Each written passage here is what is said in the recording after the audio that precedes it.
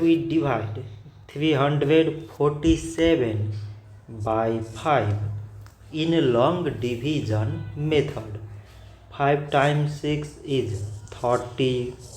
On subtracting we get 4. So now we put down this 7 and it is 47. 5 times 9 is 45. On subtracting we get 2. So now we have no any other number to put it down.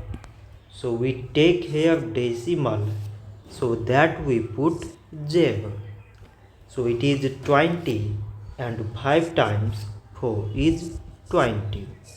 On subtracting we get 0.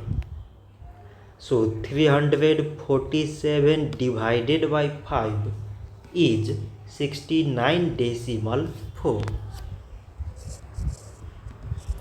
So this much for today and thanks for watching.